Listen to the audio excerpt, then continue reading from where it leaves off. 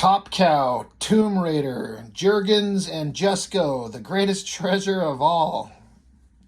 A fully painted Tomb Raider comic by artist Joe Jusko. I remember when I first started noticing his work, he, fully painted like art. Not the pencil and ink comic work isn't art, but painted like oil painting or acrylics. I don't know which way he does it, but that's like a whole other level. And doing comic book characters, it was a whole new thing. He was kind of the biggest deal in like painted art to my recollection at the time with my limited knowledge, until Alex Ross came around and then just stole everyone's thunder.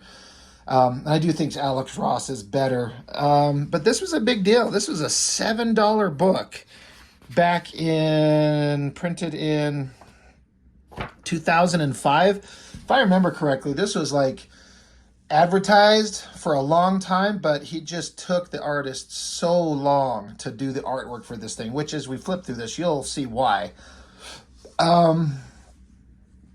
It's one of those things where the art is obviously really good, but does it really work as a interesting comic? How well can fully photo-referenced painted artwork really go? Well, apparently pretty damn far, as Alex Ross showed everybody, but not everyone can kind of nail it.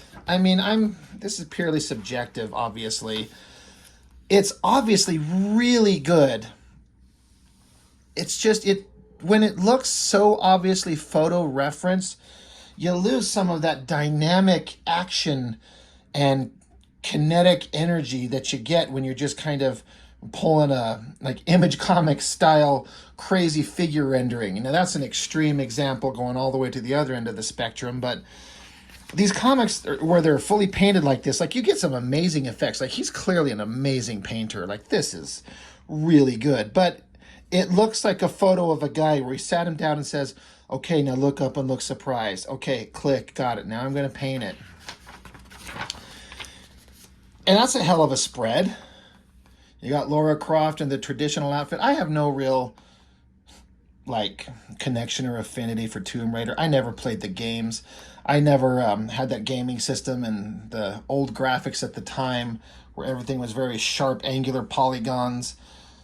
It was never anything that appealed to me, and I never had it, so I didn't really care. So I have no real kind of connection to the character as far as video games, so I don't care one way or another. But, so this is like an example of where it obviously looks really good, but it looks very posed. And some are better than others, but, full details on the boots, her outfit. She's obviously a very attractive girl. Full-on lion. I like all the background. It's all there. This guy put in a lot of effort, but just something, I don't know, it doesn't work for me. Some things work really well, like this lion's face right there. That's an incredible piece of artwork. Just as a piece of work itself, this face looks really good. There's several instances throughout this whole thing, obviously, where this one off here, this one off there, just by themselves are amazing. But as a reading experience, it just wasn't, I don't know if it was worth the effort they put into it. This artist, Joe Jusko, he must have, to do full painted artwork and take forever. How do you pay the guy? Do you pay him before the book comes out? Because what if the book doesn't sell? Then you're in the hole. Or do you spend all your time painting this thing first and then hoping the book sells and then make your money off the back end? I don't know how that works. But like I said, I seem to remember it being delayed for a long time because the artist just had to put in so much time and effort. It just took him a lot longer to get done. It seems like a very, very intensive piece of work that he did. So I give him full credit for that. It's just, as a single image, it's okay, but it just looks like I can just see the guy sitting down with a Polaroid camera. This is what I think I said 2005, so I don't think we had smartphones and anything like that yet that could take pictures like this. So you just sit down and snap some pictures of hot girl pointing guns, and then you get your buddies to, or find photo reference online or, from movies or something like that, and just start having them getting riddled with bullets, and, you kind of make your own painted explosions. But it just looks like a photo of a woman. And I mean, if I want that, I'll go to a movie. I don't know. I don't know how to explain it. Like, again, this is another really good painting. She looks good, but it's just kind of so-so. That's not really a big deal. That's kind of okay. But that shot, like, it looks like he's like, okay, now look shocked. So she raises her eyes and opens her mouth a little bit. Get it?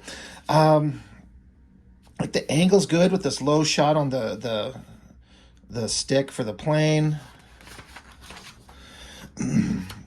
It's a little cluttery from a compositional standpoint.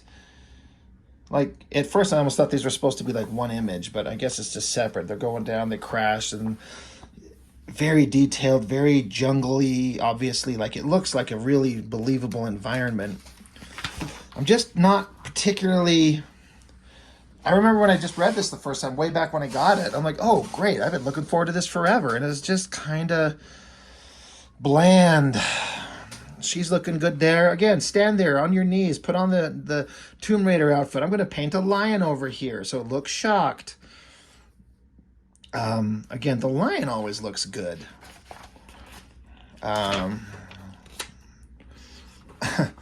So... yeah, the lion's always going to look fantastic. So she's cooking something, and then the lion shows up. So she feeds it to the lion. And so now the lion's her best friend. And the lion goes up and, like, licks her face like a dog or a cat, something like that. Now, somebody correct me if I'm wrong. I seem to remember reading somewhere or watching some show, nature documentary, that lions' tongues are, like, crazy barbed. Like, they can lick the flesh off the bones of animals. Wouldn't that shred her face? It's a good angle on her face there, good profile. And again, this lion looks good at all angles. And, you know, the hot girl he's using for reference, you get a little booty shot in there on occasion. She's always looking, that's a fantastic, the uplighting and the angle on it, like, that's a great picture. But it's just these two in a jungle, and jungle scenes everywhere. More jungle, more people, more talking, more jungles. She's like, now she's sleeping on the lion. It's a good shot. And again, another, here's like a very posed picture. It's all fine. It's all like good, but not exciting. I don't know. This is just probably just a me problem. I fully admit that. Individual paintings good. The faces are great. She looks good. She's got kind of the same expression all the time, and I get it. I've recently worked with somebody to pose for me, and it's hard to get someone who's never done something like this to feel incredibly comfortable, and it's hard to get it out of them to how do you make them feel comfortable, and there's only so much you can do. The art model has to have it inside them to bring it out. That's why not everyone can do it. You can be a hot girl, but if you're kind of stiff and rigid and self-conscious, it comes through in the way you pose. And it's kind of in the middle here with me as far as this, like, as far as what this art model must be doing. But another great lion shot. Again, these are all great. This picture, for some reason I looked at it, I'm like, was that Rogue? It looked like her hair, it's just the highlight, but like a white streak. I'm like, oh, it's Rogue. Oh wait, no, it's not. Great shots of their faces there. And man, was he putting in the effort with the high angles and the details on everything. Rock, stony textures, Jeep in the distance, these flying bats going through these tombs. You know, they're raiding a tomb, right? Even this flashlight, like you can kind of see like the canvas. I wonder if they like actually used the light. Like he didn't paint in the light. It's actually a light on the painting. Like they clicked on a light to beam on this here. Does it come through? Can you see the canvas under it? It just makes you feel like he painted the flashlight and then they'd used the spotlight on it and then took a photo of it or something. I don't know how it's done. I probably got my head straight up my ass. You know, she looks good as always. And of course you got a big giant splash page of some like naked girl in underwear who's trapped here with rats probably nibbling her toes off. Whatever, they run into this girl they were searching for.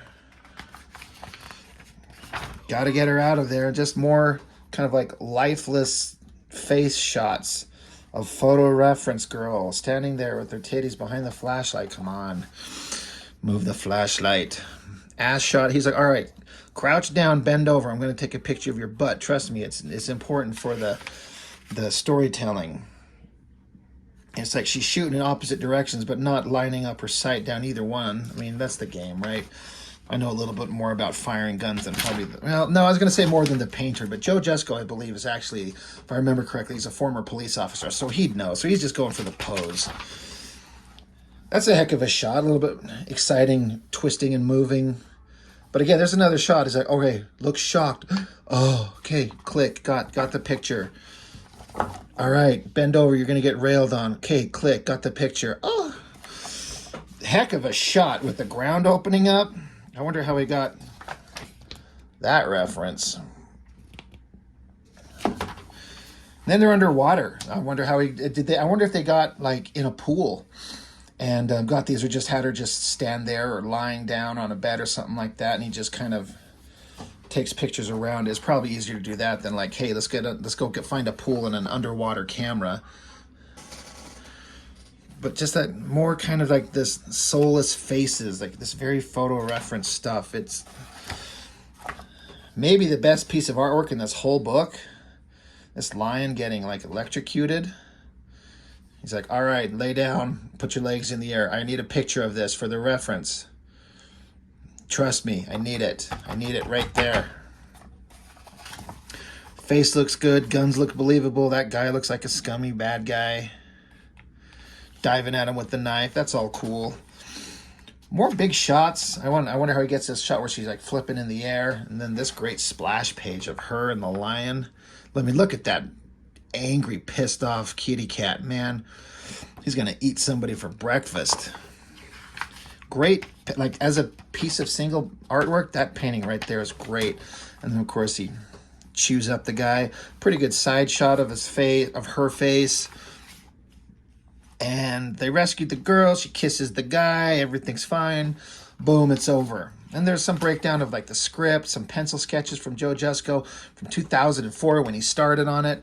And then when he started doing some layouts for the storytelling, I guess I assume he like he does the layouts in pencil first and then gets photo reference for the layouts that he did in pencil. Like he's so good in pencil anyway. He doesn't, I don't know if, I'm just assuming.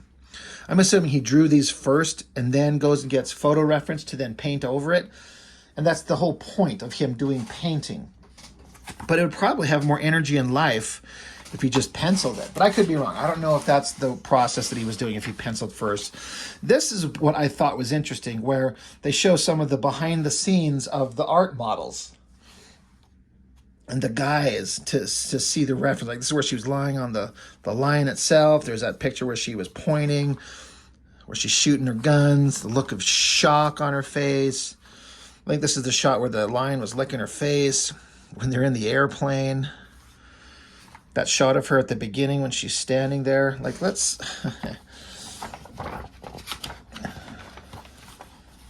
like, that there, right?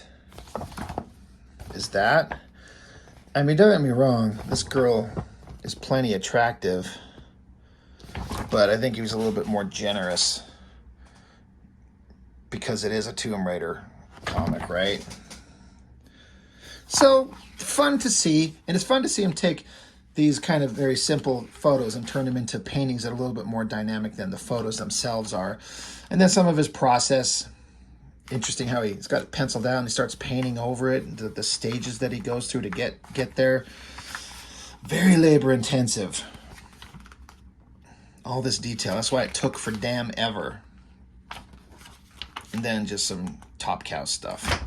So, I mean, a hell of a piece of work, a lot of labor. I wonder if it sold in numbers to make it worthwhile, because this was not a cheap-ass book. I mean, $6.99 in 2005, did I say? Yeah, that's a lot of money for this book. And there's nothing really that good in there from a story perspective. They're just in a jungle, and they go raiding some tombs and find a person, and there's some shooting, and so, like, it's... I don't know. I don't feel like it was worth the effort. I wonder if it was kind of a hole they dug. Like they committed to it, they signed a contract, and then he took forever, and then interest waned, or did it. I don't know. I'm really curious as to how successful this was for them. And the artwork is like good, but I feel like I've just said enough of it. Like it's good, but it just wasn't that interesting. Kind of bland and kind of soulless, but obviously still really technically proficient. So, and what the hell do I know? I'm a nobody. Anyway, I guess that's all I've got for now. It was fun to dig. I dug this out, went through a whole bunch of more books, and found another random one, and thought I'd throw this under the spotlight there. And so that's it. That's all I've got for now. Thanks for watching. See you next time.